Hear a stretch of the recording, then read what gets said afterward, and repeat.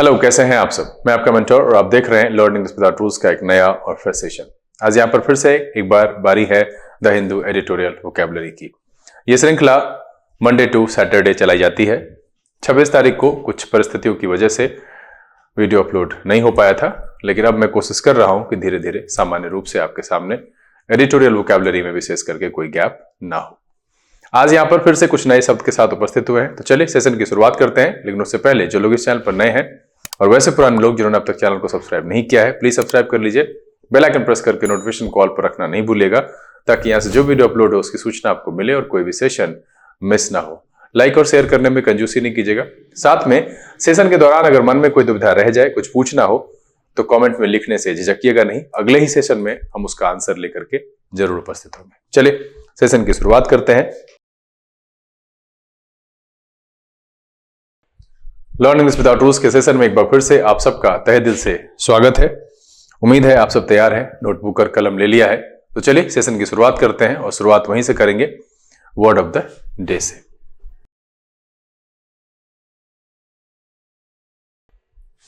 आज का जो वर्ड ऑफ द डे है वो है ऑक्सीमोरोन। ऑक्सीमोरोन या ऑक्सीमोरोन नाउन की तरह इस्तेमाल होता है।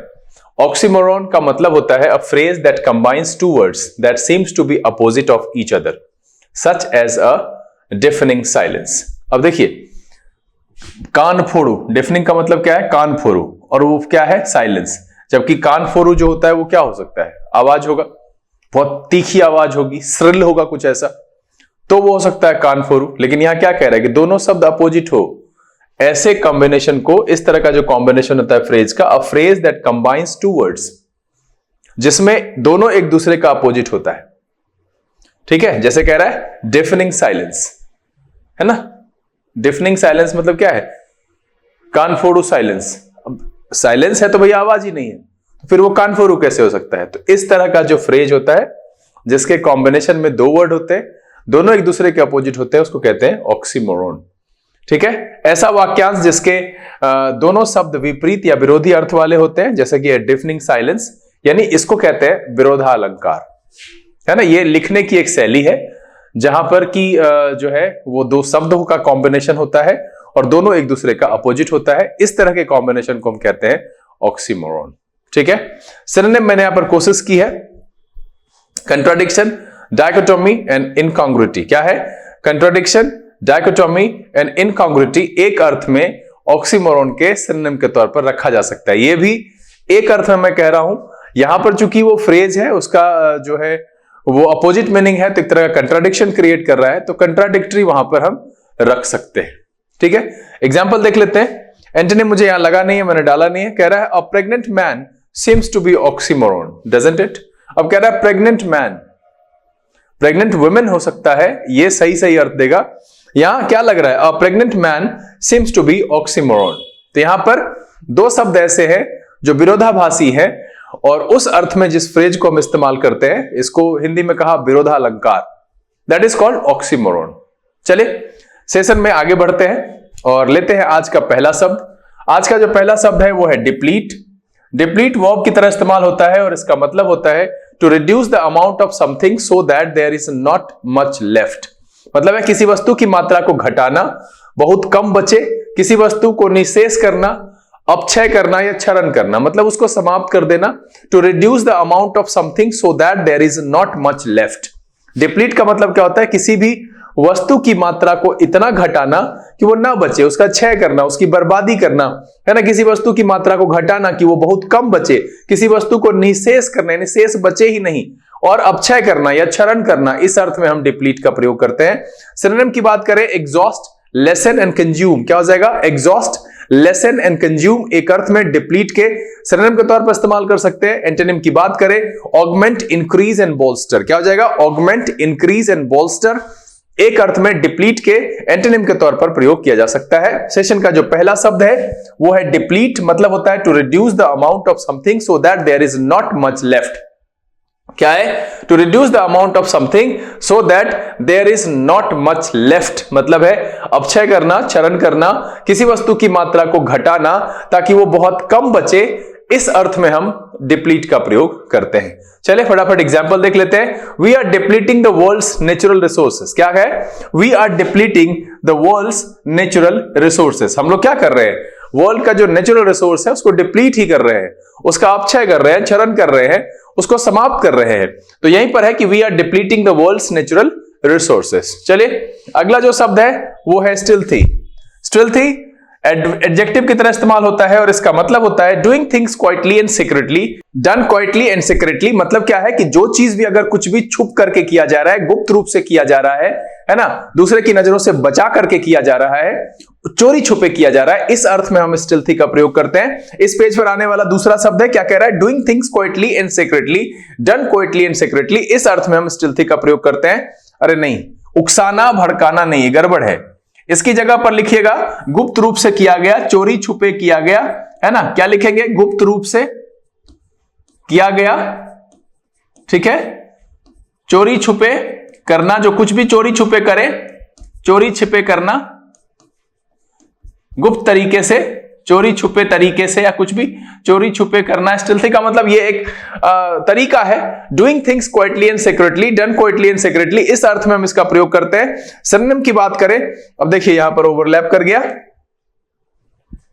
इसको यहां से हटा देते, किया गया, और इसको यहां नीचे लिख देते हैं चोरी छुपे किया गया, है ना। चोरी छिपे,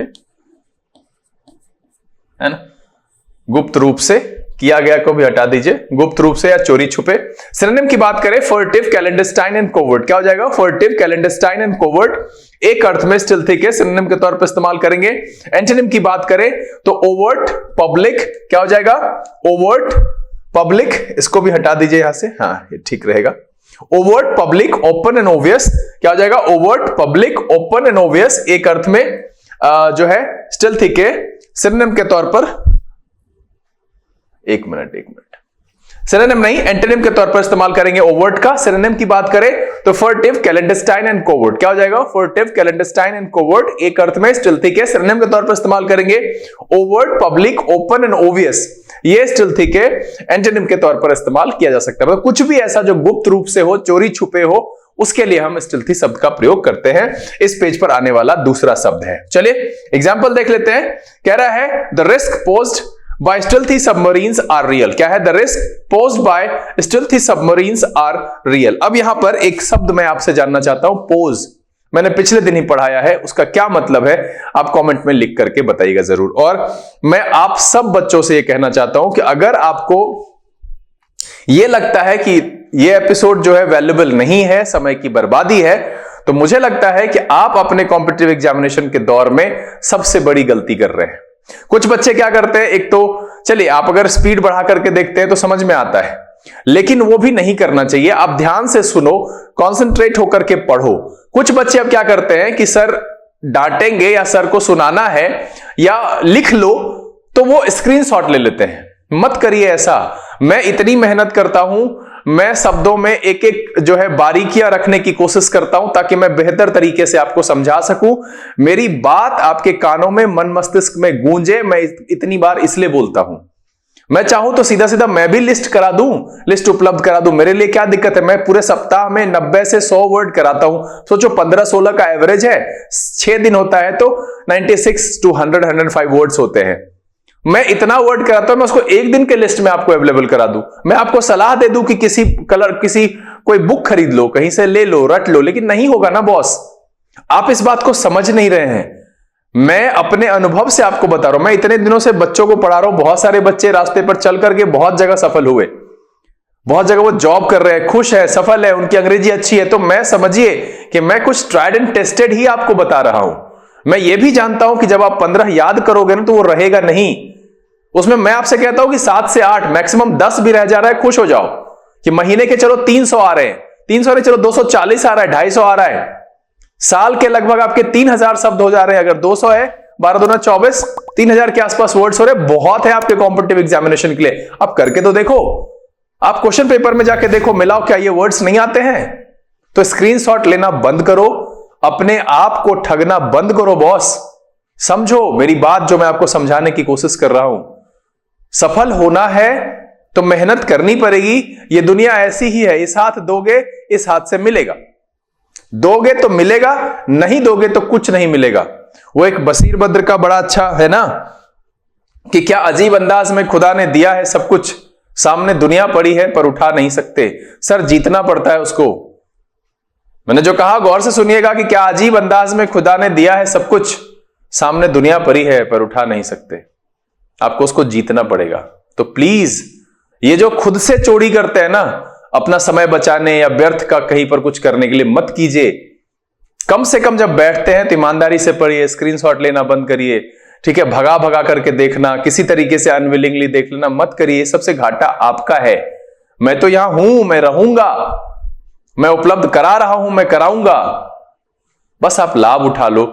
मेरी जो मेहनत है ना वो सफल हो जाएगी। बस इतना ही कह रहा हूं कि आप सब मेरी मेहनत को सफल कर दो, ज्यादा से ज्यादा लोगों तक पहुंचा दो, पसंद आ रहा है तो लाइक कर दो, पढ़ो, रिजल्ट लेके आओ यार। कितने दिन पढ़ोगे? 6 महीने, 8 महीने, साल भर में खत्म करो। कितना इंस्टीट्यूट जाओगे, कितना यही बकवास देखते रहोगे, यही जिंदगी में चलता रहेगा। कभी तो अपने पैरों पर खड़े होने की सोचो, इसलिए पढ़ो। चलो, तो यहां पर क्या कह रहा है? दूसरा वर्ड है stealthy. The risk posed by stealthy submarines are real. चलिए, अगला जो शब्द है वो है इंडिस्पेंसिबल। क्या है? इंडिस्पेंसिबल एडजेक्टिव की तरह प्रयोग होता है। इसका मतलब होता है very important so that it is not possible to be without it. Very important so that it is not possible to be without it. बहुत आवश्यक, जिसके बिना काम न चल सके। अपरिहार्य या अनिवार्य, इस अर्थ में हम इंडिस्पेंसिबल का प्रयोग करते हैं। सिनोनिम की बात करें, एसेंशियल, क्रूशियल एंड नेसेसरी। क्या हो जाएगा? एसेंशियल, क्रूशियल एंड नेसेसरी एक अर्थ में इंडिस्पेंसिबल के सिनोनिम के तौर पर इस्तेमाल कर सकते हैं। एंटोनिम की बात करें, डिस्पेंसिबल, सुपरफ्लुअस एंड ट्रिवियल। क्या हो जाएगा? डिस्पेंसिबल, सुपरफ्लुअस एंड ट्रिवियल एक अर्थ में इंडिस्पेंसिबल के एंटोनिम के तौर पर इस्तेमाल किया जा सकता है। इस पेज पर जो आने वाला पहला शब्द है वो है इंडिस्पेंसिबल। इसका मतलब होता है very important so that it is not possible to be without it, है ना? Very important so that it is not impossible to be without it. इसका मतलब है बहुत आवश्यक, जिसके बिना काम न चल सके। अपरिहार्य या अनिवार्य, इस अर्थ में हम इंडिस्पेंसिबल का प्रयोग करते हैं। एग्जाम्पल देख लेते हैं। A car is indispensable nowadays if you live in the country. क्या है? A car is indispensable nowadays if you live in a country. A car is indispensable nowadays if you live in the country. चलिए, अगला जो शब्द है वो है spiteful। क्या है? spiteful। ये भी एक एडजेक्टिव की तरह प्रयोग होता है। spiteful का मतलब होता है behaving in a cruel or unkind way in order to hurt or upset someone। क्या है कि आप किसी के साथ ऐसा क्रूएल और अनकाइंड व्यवहार कर रहे हैं ताकि वो दुखी हो जाए, अपसेट हो जाए। Behaving in a cruel or unkind way in order to hurt or upset someone, इस अर्थ में हम इस्तेमाल करते हैं। मतलब है द्वेषपूर्ण, किसी को अपमानित या दुखी करने के लिए निर्मम बर्ताव करना, या निर्मम बर्ताव करते हुए जो हम दिखाते हैं आचरण, द्वेषपूर्ण आचरण, उसको कहते हैं स्पाइटफुल।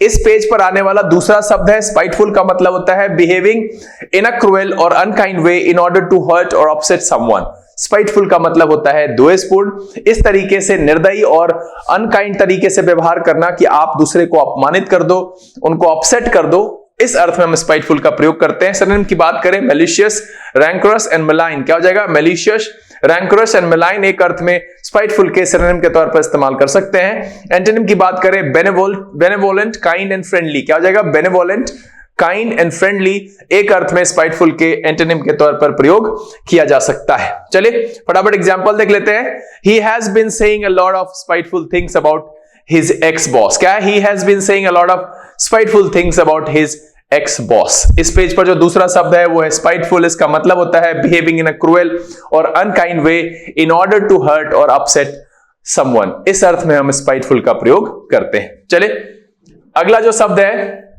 वो है inadvertently। ये एक एडवर्ब की तरह प्रयोग होता है। इसका मतलब होता है in a way that is not intentional। मतलब कुछ ऐसा जो कि इंटेंशनल ना हो। by accident मतलब है भूल से हो गया हो, विदाउट इंटेंडिंग टू, जिसको करने की आपकी मर्जी ना हो, है ना। कह रहा है इनएडवर्टेंटली का मतलब होता है in a way that is not intentional, जो जानबूझ करके नहीं किया गया हो, गलती से हो गया हो, मतलब है असावधानी से या गलती से हुआ हो, उसके लिए हम इनएडवर्टेंटली का प्रयोग करते हैं। ये एडवर्ब की तरह यूज होता है, इसका मतलब होता है in a way that is not intentional, by accident, without intending to, इस अर्थ में हम इनएडवर्टेंटली का प्रयोग करते हैं। सिनोनिम की बात करें, एक्सीडेंटली, मिस्टेकनली एंड रेकलेसली, क्या हो जाएगा? एक्सीडेंटली, मिस्टेकनली एंड रेकलेसली एक अर्थ में इनएडवर्टेंटली के सिनोनिम के तौर पर इस्तेमाल कर सकते हैं। एंटोनिम की बात करें, नोइंगली, विटिंगली एंड पर्पसली, क्या हो जाएगा? नोइंगली, विटिंगली एंड पर्पसली एक अर्थ में इनएडवर्टेंटली के एंटोनिम के तौर पर प्रयोग किया जा सकता है। इनएडवर्टेंटली एडवर्ब है, इस पेज पर आने वाला पहला शब्द कह रहा in a way that is not intentional, by accident, without intending to, इस अर्थ में हम इस्तेमाल करते हैं इनएडवर्टेंटली का। सिनोनिम है accidentally, mistakenly and recklessly, antonym है नोइंगली, विटिंगली एंड पर्पसली। चलिए एग्जांपल देख लेते हैं। She had inadvertently left the letter where he could find it, है ना। She had inadvertently left the letter where he could find it. चलिए अगला जो शब्द है वो है रिस्पाइट। रेस्पाइट नाउन की तरह प्रयोग होता है, इसका मतलब होता है short period of rest from something that is difficult और अनप्लेजेंट। क्या है? A short period of rest from something that is difficult और अनप्लेजेंट, मतलब है कठिन या अप्रिय स्थिति से थोड़े समय का विश्राम या थोड़ी फुर्सत, है ना। इस अर्थ में हम रेस्पाइट का प्रयोग करते हैं। Short period of rest from something that is difficult और अनप्लेजेंट, इस अर्थ में रेस्पाइट का प्रयोग किया जाता है। सिनोनिम की बात करें, ब्रेक, इंटरवल एंड रिसेस, क्या हो जाएगा? ब्रेक, इंटरवल एंड रिसेस एक अर्थ में रेस्पाइट के सिनोनिम के तौर पर इस्तेमाल करेंगे। एंटोनिम की बात करें, कंटिन्यूएशन एंड परसिवियरेंस, क्या हो जाएगा? कंटिन्यूएशन एंड परसिवियरेंस एक अर्थ में रेस्पाइट के एंटोनिम के तौर पर हम प्रयोग कर सकते हैं। चूंकि रेस्पाइट का मतलब थोड़ा फुर्सत और विश्राम से है, तो कंटिन्यूएशन एंड परसिवियरेंस उसके एंटोनिम के तौर पर प्रयोग किया जाएगा। इस पेज पर जो आने वाला दूसरा शब्द है वो है रेस्पाइट, मतलब होता है short period of rest from something that is difficult और अनप्लेजेंट, इस अर्थ में हम रेस्पाइट का प्रयोग करते हैं। एग्जांपल देख लेते हैं। There was a brief respite from the fighting, क्या है? There was a brief respite from the fighting, there was a brief respite from the fighting. चलिए अगला जो शब्द है वो है carte blanche. Carte blanche noun की तरह इस्तेमाल होता है, इसका मतलब होता है the complete freedom or authority to do whatever you like, है ना। The complete freedom or authority to do whatever you like. Cart blanch का मतलब होता है कि पूरी स्वतंत्रता, वो कर लें जो आप करना चाहते हैं, है ना। The complete freedom or authority to do whatever you like मतलब है पूर्ण स्वतंत्रता, इस अर्थ में हम कार्ट ब्लांच का प्रयोग करते हैं। सिनोनिम की बात करें, फ्री रीन, फ्रीडम, लीवे, क्या हो जाएगा? फ्री रीन, फ्रीडम, लीवे एक अर्थ में कार्ट ब्लांच के सिनोनिम के तौर पर इस्तेमाल करेंगे।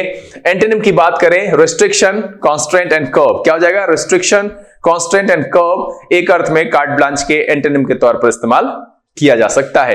एग्जाम्पल देख लेते हैं। He was given carte blanche to say what he liked in the report, क्या है? He was given carte blanche to say what he liked in the report। इस पेज पर जो आने वाला पहला शब्द है वो है carte blanche, मतलब होता है the complete freedom or authority to do whatever you like, यानी पूर्ण स्वतंत्रता, जो आप करना चाहते हैं उसको करने की आजादी, इस अर्थ में हम यूज करते हैं कार्ट ब्लांच का। चलिए अगला जो शब्द है वो है स्टुपेंडस। स्टुपेंडस एडजेक्टिव की तरह इस्तेमाल होता है और आजकल कॉमनली यूज्ड है। चूंकि ये मेरे लिस्ट में नहीं था इसलिए मैंने यहां पर डाल दिया है। वेरी लार्ज और impressive, very surprising, usually in a pledging way, specially by being large in amount और साइज, मतलब है अति विशाल, आश्चर्यजनक, इस अर्थ में हम स्टुपेंडस का प्रयोग करते हैं। सिनोनिम की बात करें, मार्वेलस, वंडरफुल एंड सबलाइम, क्या हो जाएगा? Marvellous, wonderful and Sublime stupendous के सिनोनिम के तौर पर एक अर्थ में प्रयोग कर सकते हैं। एंटोनिम की बात करें, ऑर्डिनरी, बोरिंग एंड टीडियस, क्या हो जाएगा? ऑर्डिनरी, बोरिंग एंड टीडियस एक अर्थ में स्टुपेंडस के एंटोनिम के तौर पर प्रयोग किया जा सकता है। स्टुपेंडस मतलब होता है वेरी लार्ज और इंप्रेसिव और very surprising, usually in a pledging way, specially by being large in amount और साइज। ये इस पेज पर आने वाला दूसरा शब्द है। स्टुपेंडस, वेरी लार्ज और impressive, very surprising, usually in a pledging way, specially by being large in amount और साइज, इस अर्थ में हम यूज करते हैं स्टुपेंडस का। एग्जाम्पल देख लेते हैं। The film's special effect are stupendous, क्या है? The film's special effects are stupendous, films का जो स्पेशल इफेक्ट है वो स्टुपेंडस है। Film's special effects are stupendous. चलिए अगला जो शब्द है वो है वर्व। वर्व नाउन की तरह इस्तेमाल होता है। वर्व का मतलब होता है energy, excitement and enthusiasm.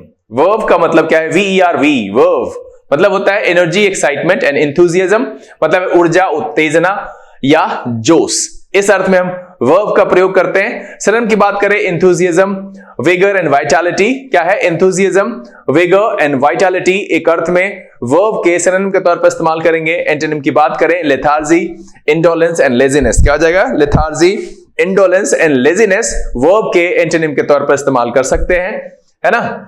Example देख लेते हैं। It was a performance of verb and vitality. क्या है? It was a performance of verb and vitality. इस पेज पर आने वाला जो पहला शब्द है वो है वर्ब, मतलब होता है एनर्जी, एक्साइटमेंट और एंथुसियाज्म, ऊर्जा, उत्तेजना या जोश। क्या है? It was a performance of verb and vitality. चलिए अगला जो शब्द है लास्ट माइल। आप यहां पे द लगा सकते हैं, द लास्ट माइल। ये नाउन की तरह इस्तेमाल होता है और इसका मतलब होता है the last stage in a process specially of a customer buying goods, है ना। क्या है कि the last stage in a process, किसी प्रोसेस का जो आखिरी चरण होता है उसको हम लास्ट माइल कहते हैं, the last mile. Specially of a customer buying goods मतलब है अंतिम चरण। इस अर्थ में हम द लास्ट माइल का प्रयोग करते हैं। सिनोनिम देख लेते हैं, final stage, and phase and final leg. क्या है? Final stage, and phase and final leg एक अर्थ में द लास्ट माइल के सिनोनिम के तौर पर इस्तेमाल करेंगे। एंटोनिम की बात करें, बिगनिंग, इनिशिएशन एंड ओपनिंग। क्या हो जाएगा? बिगनिंग, इनिशिएशन एंड ओपनिंग एक अर्थ में द लास्ट माइल के एंटोनिम के तौर पर हम प्रयोग कर सकते हैं। एग्जाम्पल देख लेते हैं। One major problem of online shopping is the last mile, the delivery to the customer to their home, है ना। One major problem of online shopping is the last mile, the delivery to the customer to their home. इस page पर जो आने वाला दूसरा शब्द है वो है last mile, the last stage in a process specially of a customer buying goods, अंतिम चरण। इस अर्थ में प्रयोग करते हैं हम द लास्ट माइल का। चलिए अगला जो शब्द है वो है फ्लिंच। फ्लिंच वर्ब की तरह इस्तेमाल होता है और इसका मतलब होता है to make a sudden movement backwards because of something painful and frightening, मतलब अचानक से एक पीछे की तरफ कदम खिसका देना क्योंकि आगे पेनफुल या कुछ फ्राइटनिंग है, या फिर to avoid doing something because it is unpleasant. क्या है? To avoid doing something because it is unpleasant. इस अर्थ में हम इस्तेमाल करते हैं फ्लिंच का कि दर्द या डर के मारे एकाएक पीछे हटना या किसी अप्रिय बात से कतराना, है ना। फ्लिंच का मतलब होता है to make a sudden movement backwards because of something painful and frightening और to avoid doing something because it is unpleasant. इस अर्थ में कि दर्द या डर के मारे एकाएक पीछे हटना या किसी अप्रिय बात से कतराना, इस अर्थ में हम फ्लिंच का प्रयोग करते हैं। फ्लिंच इस पेज पर आने वाला पहला शब्द है। एक बार फिर से सुन लीजिए, to make a sudden movement backwards because of something painful or frightening, या फिर or to avoid doing something because it is unpleasant. इस अर्थ में हम इस्तेमाल करते हैं। सिनोनिम की बात करें, shrink, recoil, dose and evade. क्या हो जाएगा? Shrink, recoil, dose and evade एक अर्थ में फ्लिंच के सिनोनिम के तौर पर इस्तेमाल करेंगे। एंटोनिम की बात करें, अप्रोच, कन्फ्रंट एंड फेस। क्या हो जाएगा? अप्रोच, कन्फ्रंट एंड फेस एक अर्थ में फ्लिंच के एंटोनिम के तौर पर हम इस्तेमाल कर सकते हैं। एग्जाम्पल देख लेते हैं। She didn't flinch from telling him the whole truth. क्या है? She didn't flinch from telling him the whole truth. She didn't flinch from telling him the whole truth. इस पेज पर आने वाला पहला शब्द फ्लिंच मतलब है to make a sudden movement backwards because of something painful or frightening और to avoid doing something because it is unpleasant. इस अर्थ में इस्तेमाल करते हैं फ्लिंच का। चलिए अगला जो शब्द है वो है elbow room. Elbow room noun की तरह इस्तेमाल होता है और इसका मतलब होता है स्पेस टू मूव अराउंड, है ना। स्पेस टू मूव अराउंड मतलब है स्वतंत्रता, आरामदायक स्थान।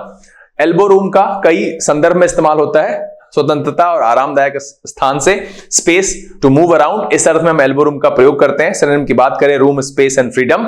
रूम, स्पेस एंड फ्रीडम एक अर्थ में एल्बो रूम के सिनोनिम के तौर पर रखा जा सकता है। एंटोनिम मुझे यहां लगा नहीं, आप कह सकते हो कठिनाई, स्पेस की कमी, संदर्भ के हिसाब से रख सकते हैं, बट यहां मैंने उसको नहीं ऐसा लगा तो मैंने छोड़ दिया है। एग्जाम्पल देख लेते हैं। With 5 people in my little car there won't be enough elbow room। क्या है? कह रहा है कि with 5 people in my little car there won't be enough elbow room। इस पेज पर जो आने वाला दूसरा शब्द है वो है elbow room। इसका मतलब होता है स्पेस टू मूव अराउंड, स्वतंत्रता या आरामदायक स्थान। चलिए अगला जो शब्द है वो है पेंसटेकिंग। पेंसटेकिंग एडजेक्टिव की तरह इस्तेमाल होता है और इसका मतलब होता है very careful and taking a long time and effort. क्या है? Very careful and taking a long time and effort मतलब है अत्यधिक सावधानी से लंबी अवधि में वो परिश्रम द्वारा किया गया, अध्यवसायी जिसको कहते हैं, अब ये बहुत ज्यादा हिंदी हो गया यहाँ पर। Very careful and taking a long time and effort, मतलब है अत्यधिक सावधानी से लंबी अवधि और परिश्रम द्वारा किया गया को हम कहते हैं पेंसटेकिंग। पेंसटेकिंग इस पेज पर आने वाला पहला शब्द है, मतलब होता है very careful and taking a long time and effort, मतलब है अत्यधिक सावधानी से लंबी अवधि में वो परिश्रम द्वारा जो काम करें उसके लिए हम पेंसटेकिंग कह सकते हैं। सिनोनिम की बात करें, केयरफुल, मेटिकुलस एंड एसिडुअस। क्या है? केयरफुल, मेटिकुलस एंड एसिडुअस एक अर्थ में पेंसटेकिंग के सिनोनिम के तौर पर हम इस्तेमाल कर सकते हैं। एंटोनिम की बात करें, केयरलेस, नेग्लिजेंट एंड स्लैपडेश। क्या हो जाएगा? केयरलेस, नेग्लिजेंट एंड स्लैपडेश एक अर्थ में पेंसटेकिंग के एंटोनिम के तौर पर हम प्रयोग कर सकते हैं। इस पेज पर जो आने वाला पहला शब्द है वो है पेंसटेकिंग, मतलब होता है very careful and taking a long time and effort.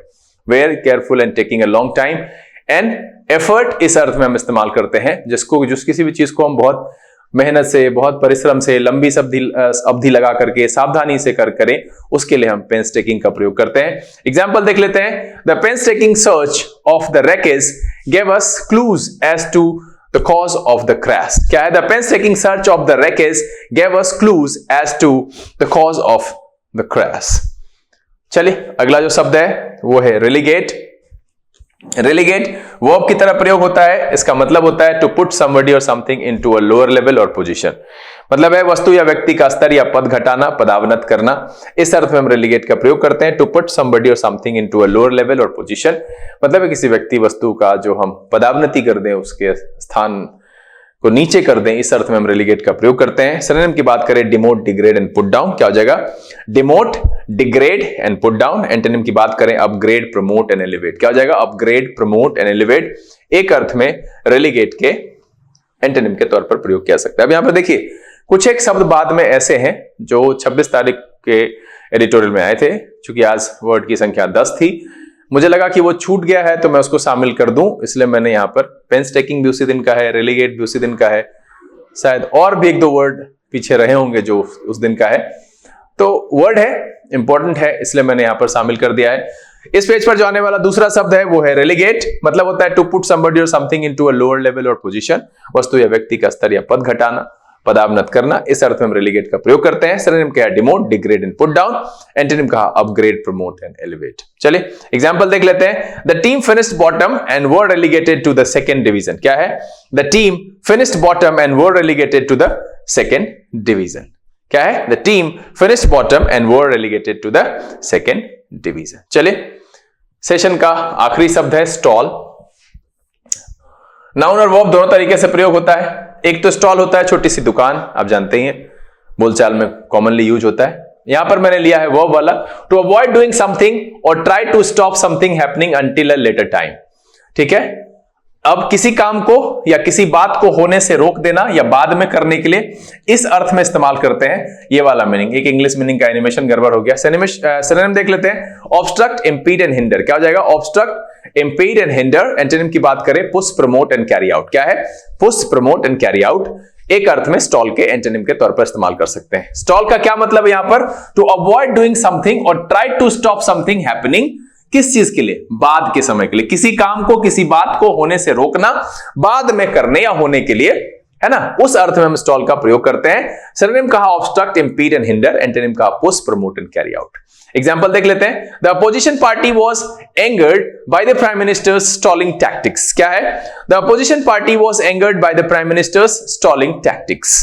यहां पर एक दूसरा मीनिंग भी है। अगर हम किसी सवारी के लिए इस्तेमाल करते हैं तो to stop suddenly because the engine is not receiving enough power, to make a vehicle do this accidentally. इस अर्थ में भी हम स्टॉल का प्रयोग करते हैं। Use about a vehicle to stop suddenly because the engine is not receiving enough power, वो पेट्रोल की कमी की वजह से जो है उस तरह से। To make a vehicle do this accidentally, इस अर्थ में भी स्टॉल का प्रयोग किया जाता है।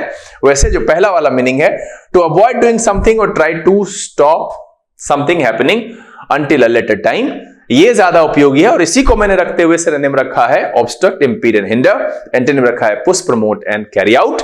एग्जांपल क्या है? The opposition party was angered by the prime minister stalling tactics. उम्मीद तो है कि आज के सेशन में जो 15 शब्द रखे गए, साथ में एक word of the day, total मिलाकर के 16 वर्ड्स, सबके सब आपके लिए नए थे। शायद स्टुपेंडस आपने पहले से पढ़ रखा होगा। सबको पढ़ के मजा आया, बहुत कुछ सीखने के लिए मिला। और ये वीडियो आपको फाइनली पसंद आया। अगर ये वीडियो अच्छा लगा, आप इसको लाइक कर दीजिए। अब तक चैनल सब्सक्राइब नहीं किया है तो प्लीज सब्सक्राइब कर लीजिएगा। बेल आइकन प्रेस करके नोटिफिकेशन को ऑल पर रखना नहीं भूलिएगा। समय यहां से विदा लेने का, बहुत जल्द इस तरह के एपिसोड के साथ फिर आपके सामने उपस्थित होंगे। तब तक के लिए आप घर में रहिए, अपना और अपने परिवारजनों का ख्याल रखिए, खुश रहिए, मस्त रहिए, लेकिन पढ़ते लिखते जरूर रहिएगा। लर्निंग विदाउट रूल्स से this is BK Singh signing off. Keep reading, keep practising. Thank you, God bless you.